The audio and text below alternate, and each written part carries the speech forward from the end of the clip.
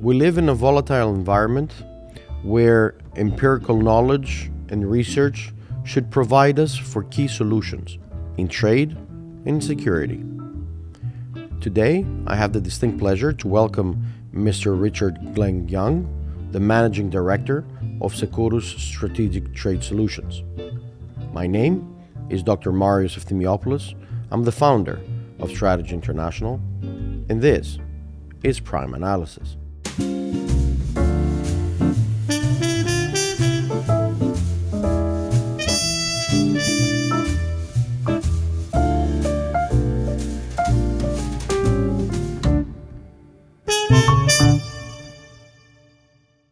Mr. Young, thank you very much for coming at Strategy International. Marios, thank you very much for having me. It's a pleasure to be here. It's a great honor for us to have you with us to discuss an important subjects with regards to international affairs. We live in a period of great volatility, but also great opportunity. But before we go ahead into the main subjects of concern, we have this as part of our interview, of our discussions, to commonly talk about how did we reach at this level today, being here together and be discussing this with a professional of your caliber. What was the first connection with international affairs? Why international affairs? Why all these travels?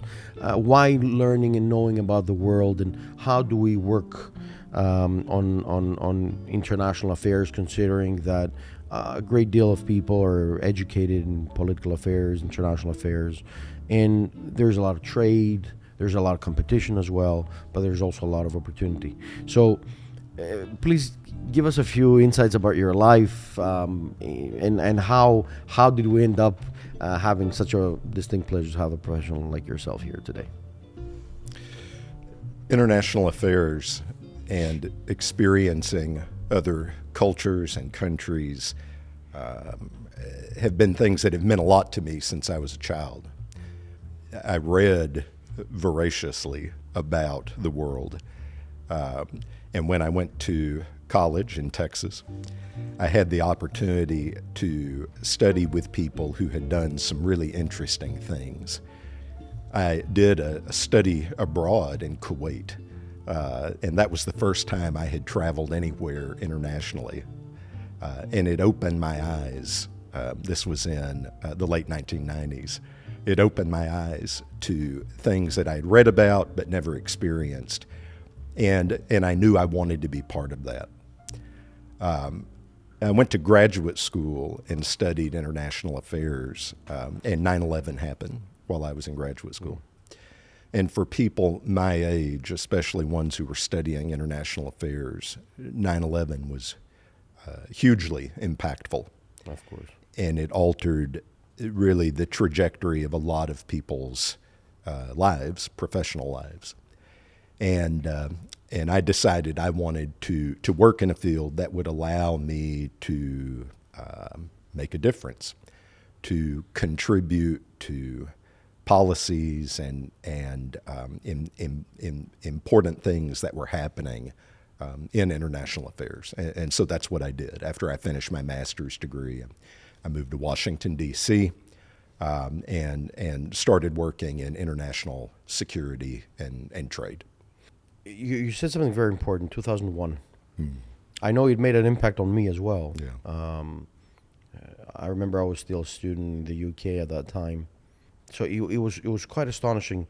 And we were all wondering why all these things are happening, because it was the attack. It was so vivid, and nobody was expecting in a trade center, because you said now in the end you said on trade, and I was always wondering what's the complexities on international affairs, because I think at that moment we all realized that international affairs is much more complex than what we had learned in history books, that after World War II, the start of international relations and what is the framework of international relations: dialogue, negotiation, discussions, engagement where was necessary.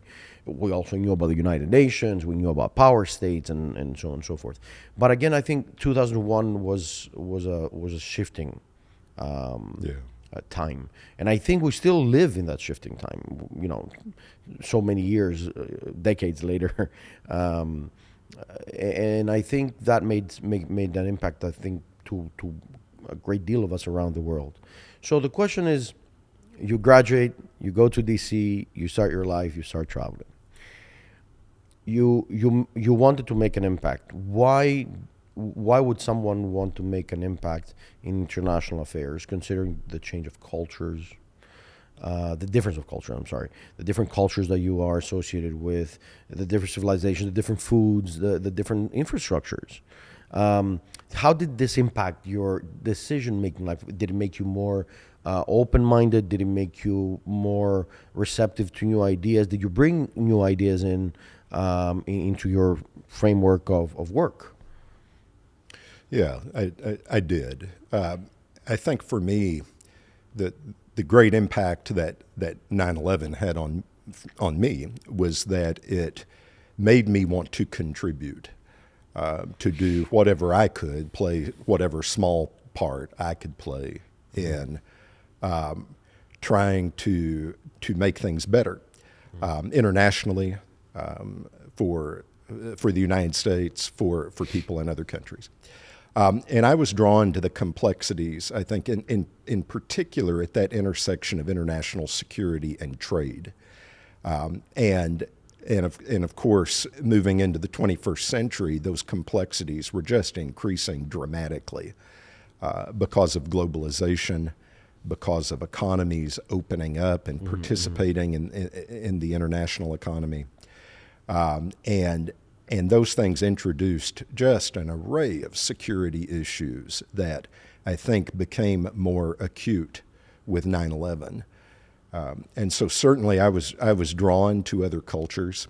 I wanted to meet other people and experience those cultures. But I also wanted to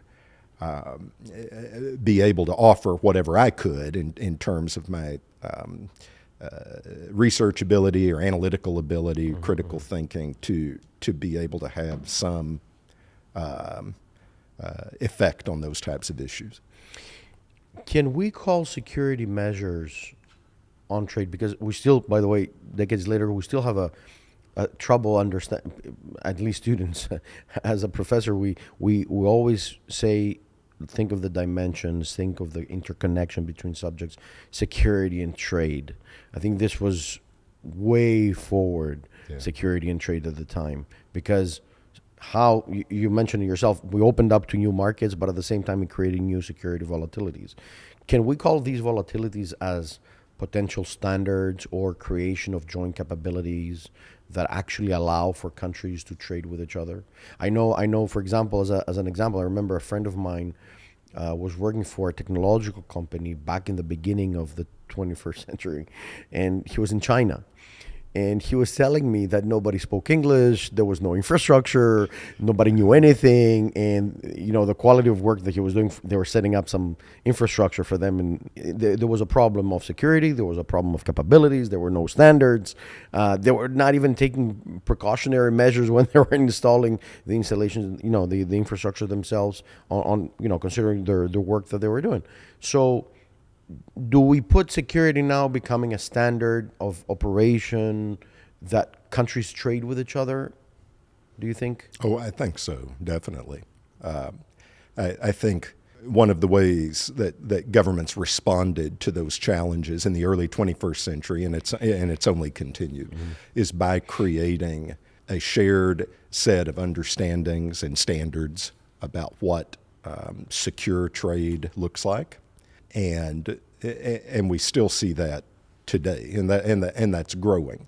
Now, I think some of those understandings have been affected by recent changes in the international security environment. I think those changes still are not resolved. It's still not clear what the current situation internationally, what effect that will have on international trade standards. But it is having an impact, and it will have an impact, I think. A few years later, I'm just fast forwarding on this, you create SECURUS Strategic Trade Solutions company. I think from what you just until this part said. I think that makes sense why strategic trade solutions means, and you become even more global, even more cooperative with different cultures. We even meet in between our works. Yeah. How does it feel to work with people? I mean, the United States is multicultural. Many cultures becoming the United States. Diversity is one of the characteristics of the United States. But what is diversity seen in the world when you travel around the world? How do you think? Do you think there's does it make an impact, the geographical location from where we see things? I mean, the U.S. sees differently. We say that theoretically, that the U.S. sees it differently, the EU sees it differently, for example, or China sees it differently, international affairs. Do you actually see that characteristic around the world when you travel? Oh, yeah, definitely. Within the area that I work, which is this area of trade and security, there are definitely different perspectives depending on the region you're in, and the specific country you're in. Also, there may be international standards and best practices that have wide agreement.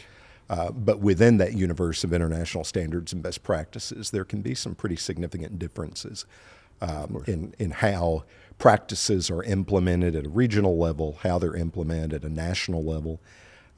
There can be some pretty significant differences in how people's perceive the challenges also. Yeah, of course. And considering also their historical background, I think, at times, right? Certainly. Yeah. And that has an impact on things like ultimately what laws look like, what shape laws take and regulations take in a particular country, what sorts of practices they implement, how they enforce those. Yeah. Do you think that these, post completion of the Cold War, we live in a multipolar world. A lot of emerging markets are coming in.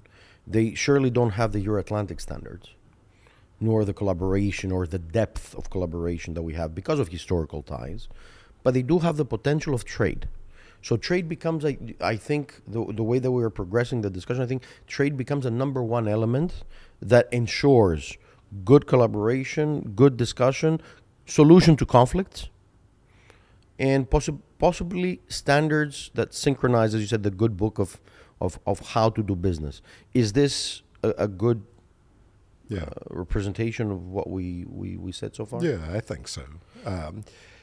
Some of these standards and best practices for that intersection of trade and security were affected pretty significantly by the European states, the European Union states, by the United States. But as countries in other regions have seen significant growth in their trade, and they've become major players in the international economy, we see them influencing what those standards and best practices look like also. And I think about, for example, countries like Singapore and Malaysia. Singapore particularly is a major cargo through point internationally. And a lot of the practices that it has put into place help to, I think, increase our understanding of what good management of that sort of throughput cargo looks like. Was it difficult for them to open to the global market, do you think? Because from our point of view of the world, like Southeast Europe, Europe in total, these markets are still new for us. Yeah.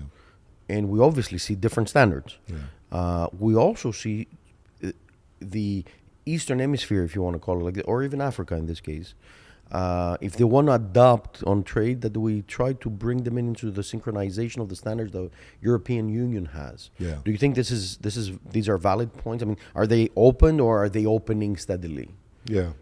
Well, it depends on the country. I think in Singapore's case, they were definitely open, and that was part of a concerted policy on the part of the government there to to adopt those kinds of laws that would bring them firmly into the international economy and make them a major participant in it.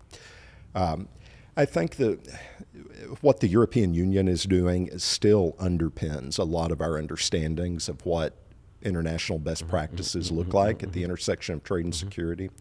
But as we see more countries in Southeast Asia become very vibrant economies, trading states, as we see countries in sub-Saharan Africa, the Middle East, and North Africa become more vibrant trading states as well. Certainly we're seeing them have an impact on what these types of best practices look like also in these international standards.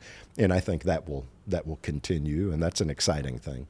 The United States, the country that basically created liberalist economic trade, Woodrow Wilson's 14 points onwards, let's say, is a global player, has been a global player.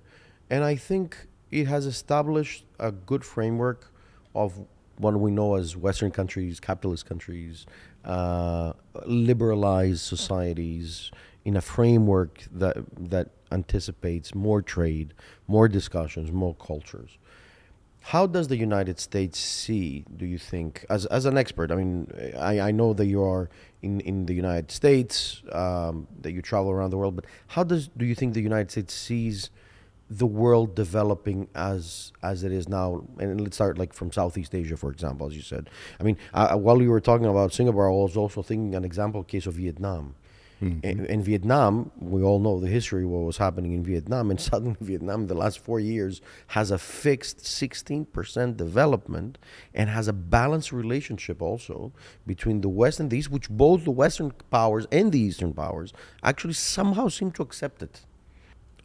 So what do you think in terms of trade, and I'm talking purely trade at this point, what do you think the U.S. sees in trade? I understand that we have to look at the strategic or security relationships, but because of trade, you know, when we want to conduct business, it's fairly better and much more honest versus political challenges that may come by.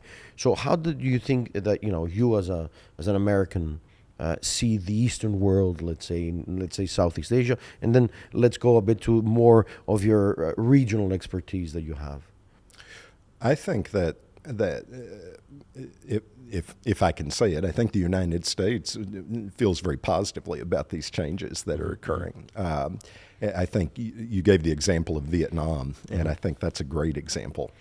I think seeing those economies grow and become more robust participants in the international economy is very exciting.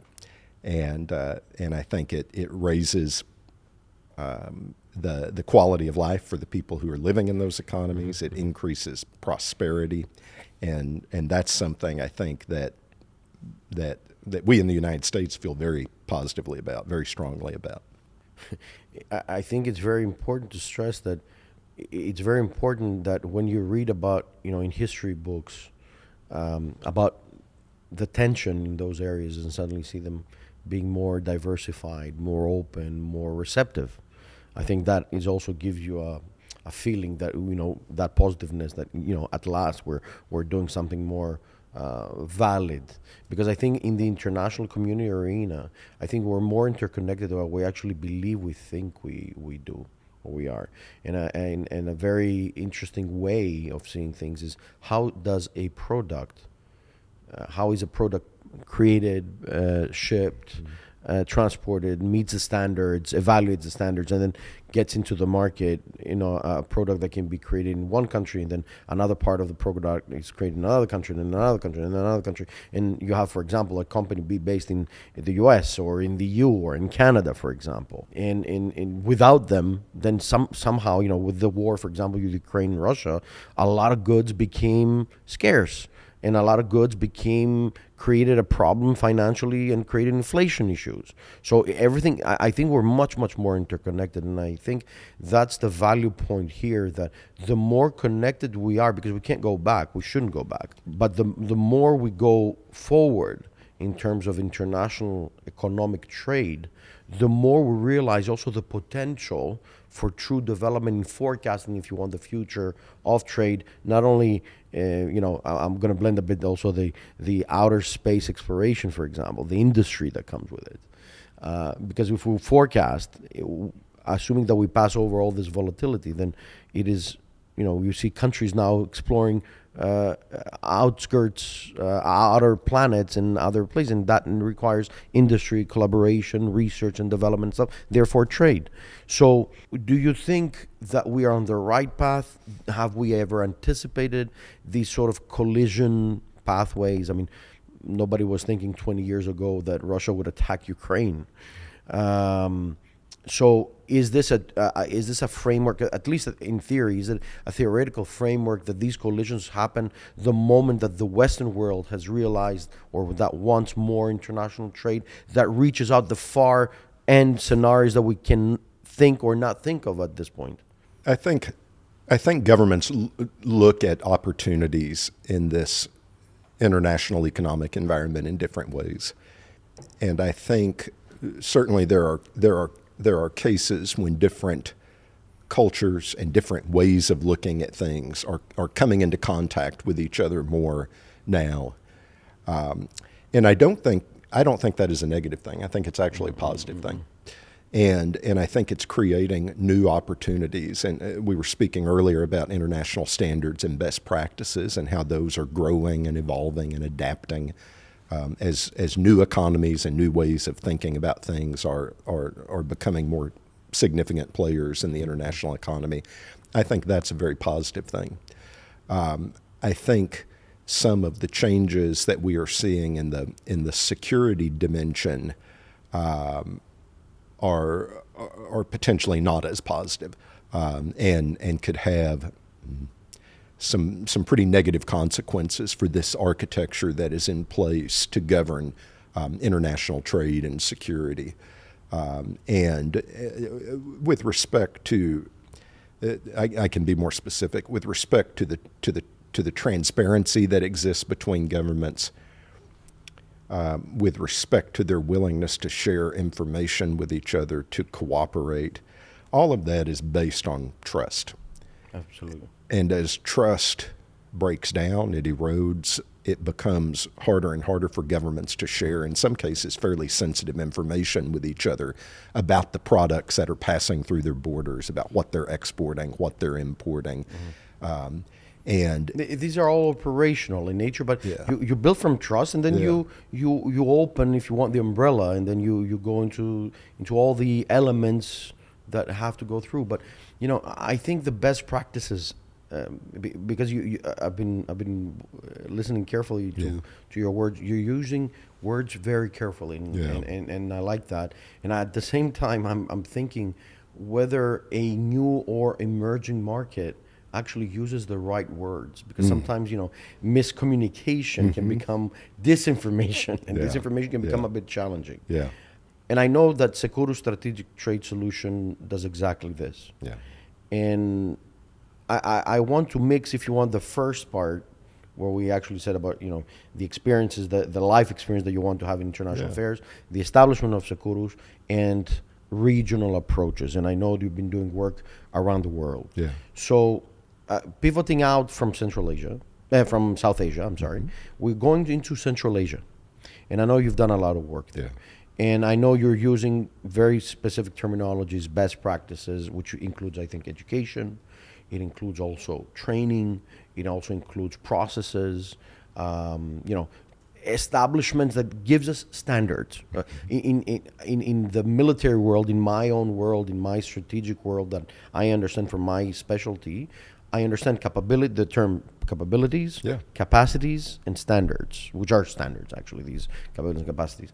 And we can call this best practices. So these best practices, how do they come about with your work in Central Asia? And then we'll go to other areas of your expertise. And give us a small analysis of the things as they develop now in Central Asia on how things are going. Yeah. I work particularly in issues that are at that intersection of trade and security. And my particular background is in topics related to nonproliferation.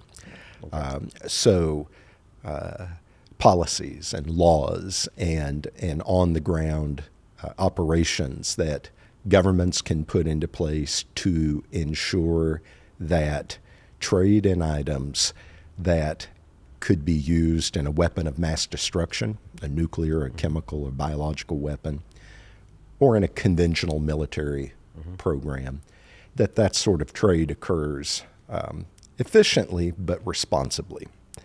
And so sensitive items, sensitive goods and technologies don't fall into the hands of malicious parties that could use them in a way that could be harmful to national security, international security, or people.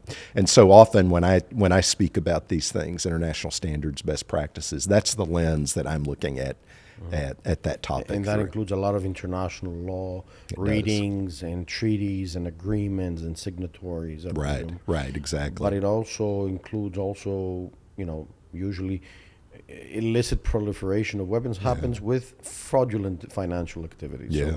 So whether you like it or not, you also make sure that the standards are there in terms of the financial process as well. Yeah.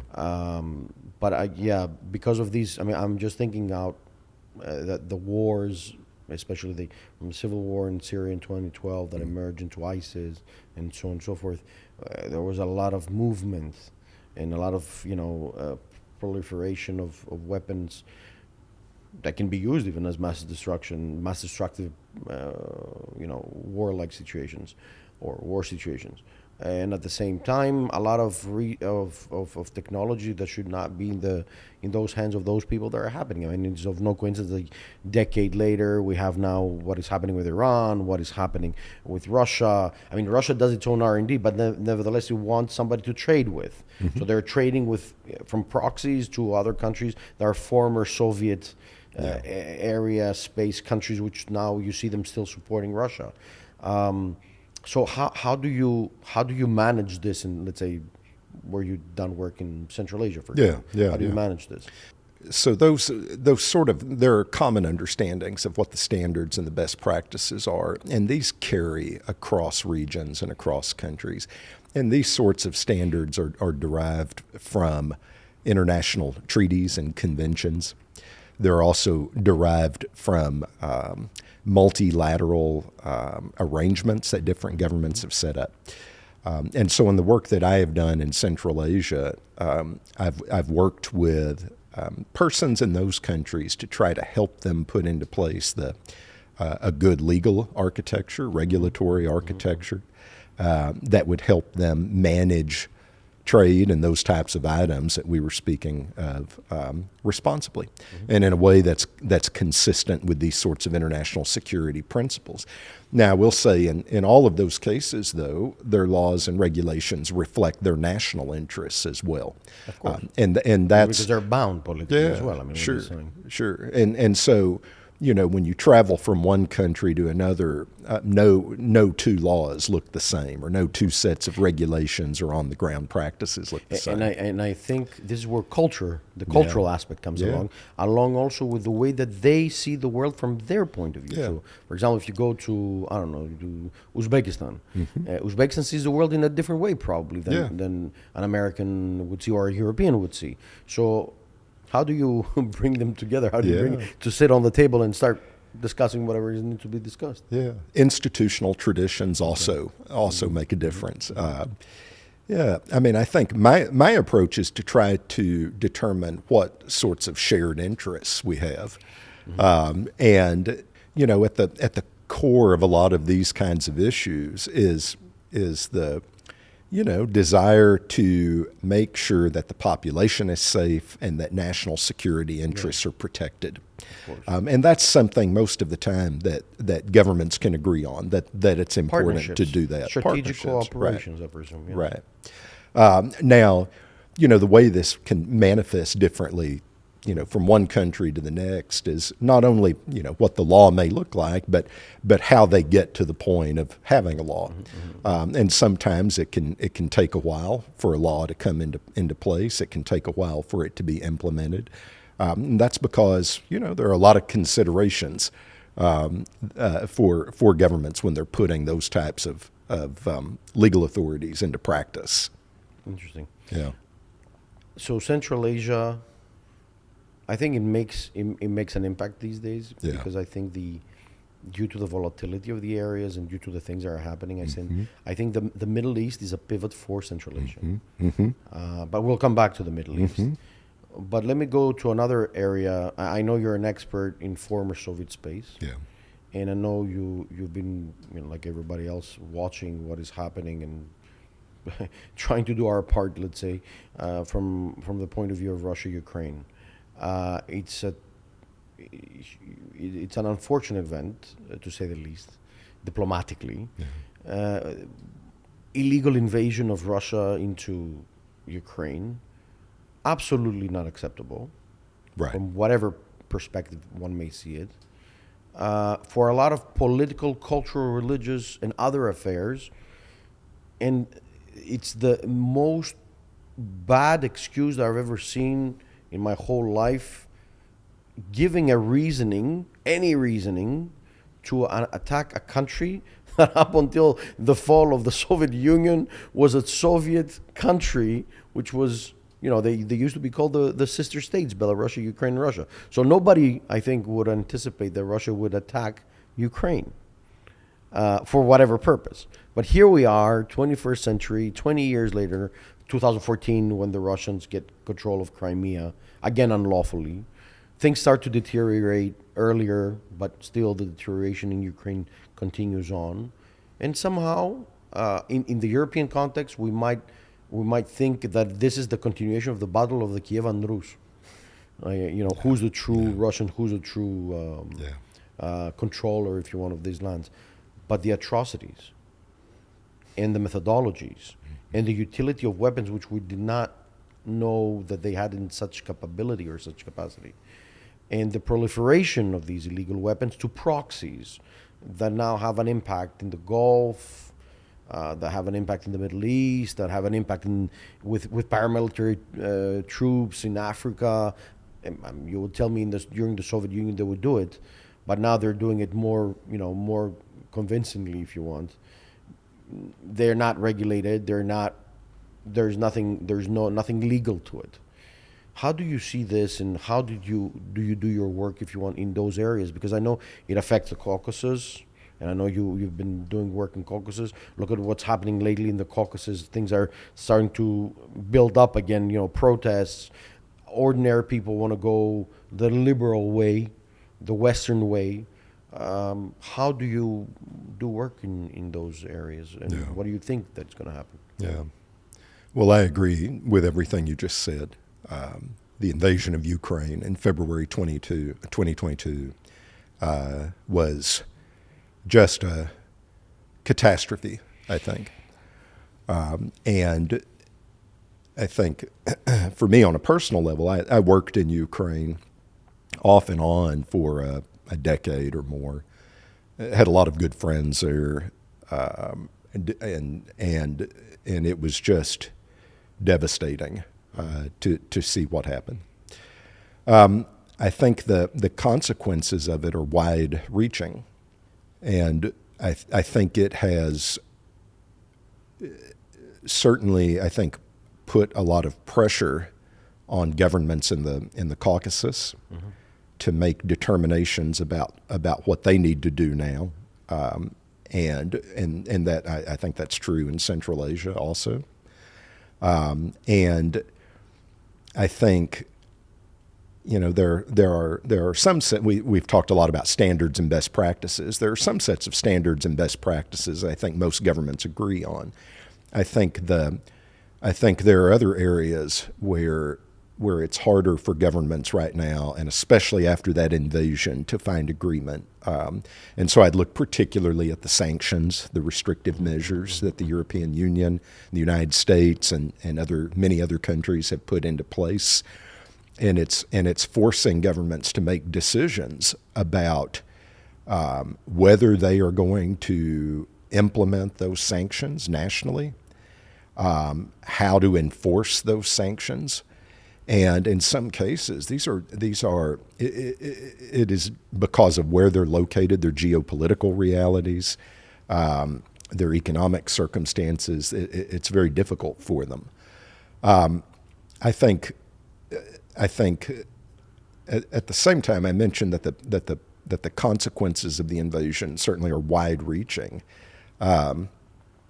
We talked earlier about trust being at the core of a lot of these international standards and best practices for nonproliferation.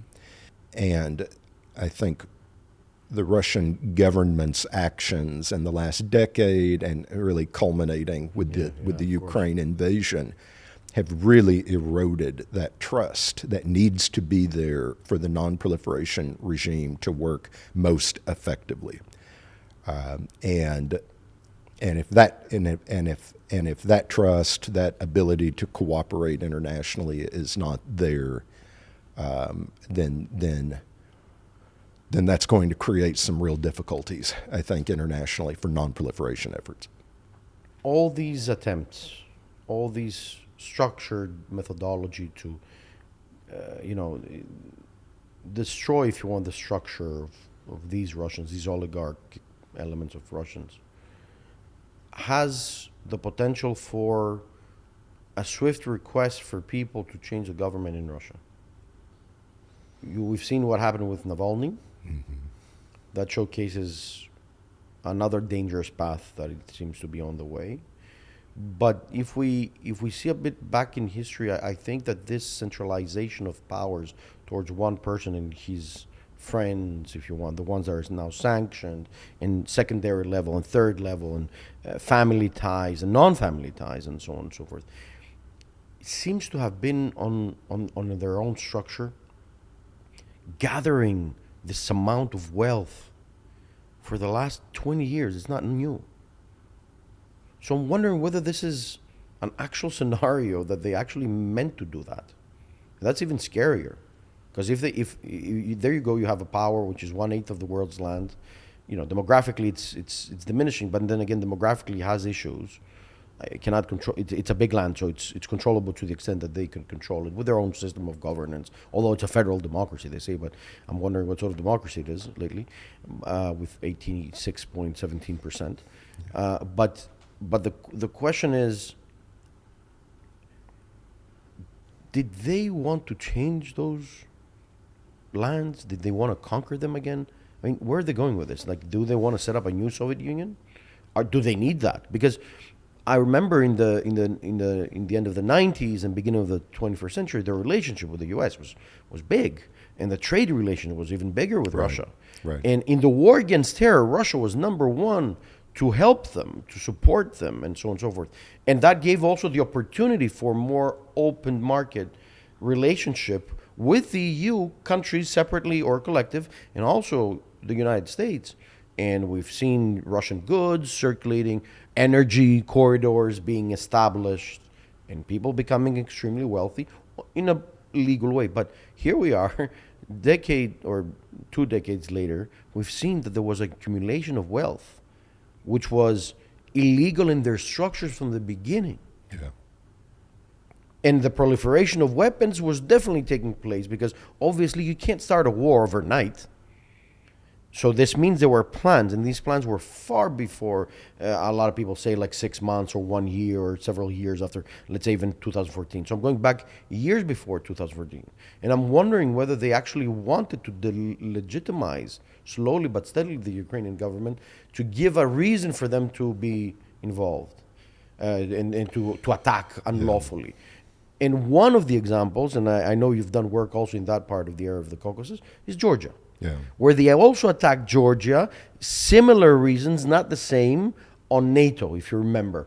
And that they attacked the military compounds, and they were showing pictures that, is this what NATO standards look like, and why you're doing this, and so on and so forth. And they literally attacked Georgia with an excuse of Abkhazia, within the excuse of South Ossetia. So they found excuses. Yeah. The excuse is political in nature, but the operation seems to be having a pattern, with one exception, that the biggest consumer of capitalist goods in the former Soviet space is taking place in Russia. Yeah.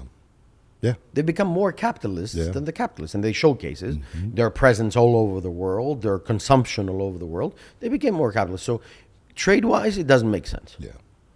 Yeah. So is it a historical question? Is it, what is it? Is it religious? No, I don't think so. Is it political in nature? What? They can't conquer Ukraine. They can't. They shouldn't. For a lot of reasons, including also it's an independent state. And it was agreed between those states, obviously as, bordering each other. This is my state, this is your state. Yeah. I think that there's no rationale, and at this point, he has inherited, Vladimir Putin has inherited a policy of, we go all the way, and that's my fear factor as well. That unless they're stopped, I don't see them stopping. I'm also afraid of the reaction of the Europeans because I also believe that we need to be more firm. And what I mean more firm, more coordination between sanctions and operations, military operations.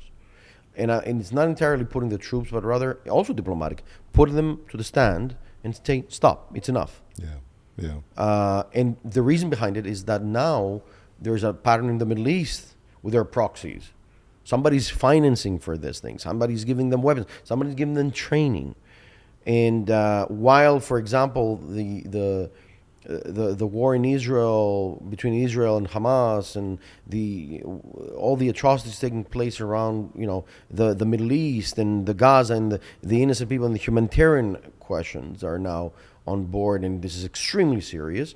While the international media attention is on the Middle East, the atrocities that are taking place now in the Ukrainian soil, in those areas which are now unlawfully conquered by Russia, is also amazing. And nobody talks about it either. Yeah. So what's your intake about, former Soviet space? What is going to happen? Georgia is revolting. The Georgians are revolting. They want more EU and NATO. Yeah. Armenia's war with Azerbaijan, this is also another gray story there, because Russia has a very big hand there into how to stop the war, and they stopped it the way that they wanted. Yeah. They literally handed over this to the Azerbaijanis, and a lot of other countries have become, if you want, regional power sources, and that has had nothing to do with trade at this point. They're trying to keep an eye also in Southeast Europe, and I know you also have done work in Southeast Europe for that. Yes. Do you think there's a pattern there? Because my pattern sees seas. See Black Sea. They're trying to go to the Adriatic. They're trying to go to the Aegean. They're trying to be the Southeast Europe. I mean, the Russian power that they have in Syria, in Latakia. They want to have their presence, but they seem to be wanting to conquer it. I'm still on the conquering part. Southeastern. I have done a lot of work in Southeastern Europe, and it is a wonderful place. It is a complex place with many different cultures, and all of which are vibrant. I think the political realities in that region are very difficult. They're complex. But Balkans has always been complex. And always been complex, yes. And the European Union has expanded into that region, and I would say all of the countries in that region have increasing relationships with the European Union, have expressed a desire to join the European Union, and that's, I think, a good thing. But the U.S. plays a pivotal role as well. It does. The U.S. has close relationships in that region. I think that one of the things that makes it more complex, more challenging in that region is that the Russian government also has some good relationships in that region, and I think that. In some ways, I think, and the government of China has some good relationships in that region too. Yes. And I think, it's become probably even more complex because of these things in recent years. And I think there is a push-pull that some of the governments in that region face about what that means for their foreign policy, and what that means for the kinds of laws they put into place. And that's not just a Southeast European thing. We're seeing that in the Caucasus also. You mentioned Georgia earlier. We're seeing seeing some of these same forces present in Georgia. The Georgians put the European Union flag up. Yeah. And that doesn't go more institutional request than this. Yeah. And I think things were made quite comfortable, especially after Ukraine. Yeah. No, Georgia. To pick sides, Yeah, Georgia at is. least for the people. I think Georgia is pretty firmly committed to tightening its relationship with the European Union. Yeah. So, Southeast Europe and the Middle East. Yeah. I know the Middle East can be an episode for itself. Yeah. In the Balkans as well. I still believe that there's a firm connection because in my own theories, I believe that the Eastern, between them allies, they're trying to make a dividing line, a new dividing line between the West and the East, a new iron line. In a lot of countries are now competing, as we correctly put, on trade, on institutions, financial capabilities, illicit movement as well, weapons, and so on and so forth. How do you see the Middle East taking shape? Because I'm not that positive lately. And at the same time, do you think that this may have a domino effect also in other areas? I mean, the Balkans is much more stable than the Middle East and the Southeast Europeans because there's a firm, it's next door, totally next door again also to the EU, but the EU is much, much more firm in Southeast Europe. The Americans are extremely firm. Their presence is shown evidently in all levels, institutional and so on. But what about the Middle East? Yeah. The Middle East, I think, is the role player. And that, with Ukraine, these are the two areas that will define, if you want, the future roles and the future capabilities or not. Yeah. What do you think? Yeah. Yeah. And one other thing to say about Southeastern Europe is there's that shared objective also of trying to increase that relationship with the EU, and there's not any NATO. And not an analog to that in the Middle East. I think, as you said earlier, I think we're in a period of great volatility, and especially in the Middle East. And I think what we have seen in recent months, I think any sort of movement toward regional peace or regional agreement on core principles is much harder to achieve. And that sort of I think the Middle East is also caught up in this situation that we see internationally as well, this sort of push-pull. And there are forces present there that want to destabilize that region. They're proxies too. They're not countries. Right. They're proxies. They're terrorist groups. They're a wave, because in the 70s and the 80s, they were country to country. Yeah. Now you have proxies against countries. You have terrorist activities against countries, which then do what they've done, and the accusations are there about humanitarian destruction. And that has increased the complexity of the situation just dramatically. Yeah. I think what also makes it difficult in that region is that there is great violence that is occurring, and it is, there are no easy answers, and it is, I think it's just a very complex situation from a security perspective. I hate to be pessimistic, but I don't see an obvious path for improvement in the near term. And I think especially what we have seen in the last few months just makes any sort of positive path forward very difficult to see right now. And I think your work will be very important to the reestablishment of those states in the post-war situations, on the synchronization of institutional capabilities, on the good practices, on the good practice of dialogue, understanding, negotiations, at all levels, from the lowest to the highest, and vice versa. My biggest fear is that we don't have leadership that, on the other side, that wants to sit down on the table and just end the conflicts. Again, because in the beginning I was trying to forecast the future, so I'm trying to give an objective, a reason for more participation. We see that on Hollywood movies. We see that on Chinese movies, by the way, also, that their production that they're doing, that you see that they're attempting to have a collaboration between the West and the East on things like space and so on and so forth, food security, water security, These are, the environmental degradation. These are things that should bind us together rather than apart.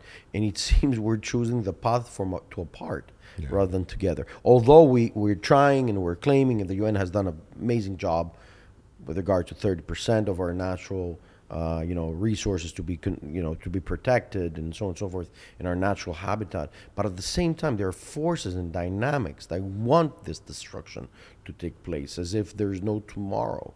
And that's my fear factor. So I guess that you will have the opportunity to do more engagement, more work, because these markets will eventually be again interconnected. And their institution will have to be rebuilt. Well, I hope so. I hope those opportunities are there, and that dialogue is extremely important. I think part of the problem that we see now is that a lot of the security issues that the countries that we've been talking about here face are being perceived as existential security issues. And in that sort of environment, it's making it, I think, very difficult for parties to be willing to make the compromises that need to be made to overcome the security issues that we see right now, the conflicts that we see right now. And one of the ways that we back away from that sort of situation, I think, is to create dialogue and opportunities to sit down and truly to try to understand what the other party thinks, what it wants, and how to achieve some outcome that can be mutually acceptable. I think, but the problem, and I will stop with that from my side at least, that the problem comes when somebody comes with an agenda saying, well, I want this territory, I want this territory, and you say, well, it can't happen, it can't take place. I mean, what are you doing? A lot of countries in the region, in Cyprus, have been doing that. Cyprus is an occupied island from a foreign entity, Turkey in this case, and there is no solution yet to the Cyprus issue. They're not willing to sit down to negotiate, and it seems they're using the same pattern. Like, I want this. We're going to sit down on the table. I want this, and they're not budging for this. That's my fear. That we in the West, we're thinking truly democratically and truly Westernized. Like, okay, tell me what you want. You can avoid all this destruction. The other path is the path of proxies. At least if I'm still continuing the discussion on the Middle East, proxies. And the proxies are doing much worse case because they work unlawfully from top to bottom. And they will be scrutinized and they will be chased and there's no end to it. Because they're not power, they don't represent a government, they don't represent something. And I'm truly worried of the things that's going to happen. So again, as I said, opportunity should be there. We hope we should have an opportunity to help them, at least guide them in a pathway that gives you more opportunity in a global, regional and global market perspective, including also trade, because trade brings us reconstruction, gives more opportunity to people to live in their own lands. Well, that dialogue, I think, becomes more and more difficult the more existential a security question is seen. And so for my colleagues and me in SECURUS, we try with the range of issues that we work on, trade and security issues, we try to find, as I said earlier, areas of shared interest, but we work in I would say a particular aspect of these issues that we're talking about. From with the proxies that you mentioned, one of the elements of nonproliferation principles is that you don't allow sensitive items to fall into the hands of non-state actors, which these proxies are. And for the last several decades, there's been agreement on that. And my hope is that agreement will hold, and that we will not see an erosion in those types of principles. But that's one of my concerns about the future is that those sorts of foundational principles of the nonproliferation regime could be damaged by this sort of security competition and conflict that we see right now. And And I think that is not something that the international community should want, because this non-proliferation regime, I think, keeps us safe and has kept us safe. And I think, persons who are focused on trying to overcome conflict and trying to bring about peace and trade should do what they can to try to maintain this non-proliferation regime. This was very interesting. I know I'm a bit cautious now because while again you were talking, I was thinking, how can we make it happen in reality? It's extremely important that we discuss and negotiate, and even in the West, commonly together as allies, we find solutions to these problems. But I would like to thank you very much for the discussion that we had today. I know it's extremely important that the opinions, the statements, the expertise, the empirical knowledge and research that you have done is very important. I know that your work on illicit arms is the most important thing, because no illicit arms, no fighting. Very simple logic. So I would like to thank you very much. I would like to welcome you once more in the near future to join us again. I know that we try to cover in a specific period of time a wide area and topics and regions in the world. I presume that you've gone a long way decades later traveling around the world, and I'm pretty sure that is your guiding principle on how to do things with your company. Thank you very much for the discussion, and I'm looking forward to having you again with us in the near future. Well, thank you very much, Marios. It's been a pleasure being here, and good to speak with you. I'm very glad to be in Cyprus, and I look forward to the opportunity to have a conversation like this with you again. Thank you very much. Thank you. Thank you all for watching another episode of Prime Analysis. Please like, share, subscribe, and follow into our social media and YouTube channel. My name is Dr. Marios Eftimiopoulos. I'm the founder of Strategy International, and this was Prime Analysis. And remember, impact makes a difference.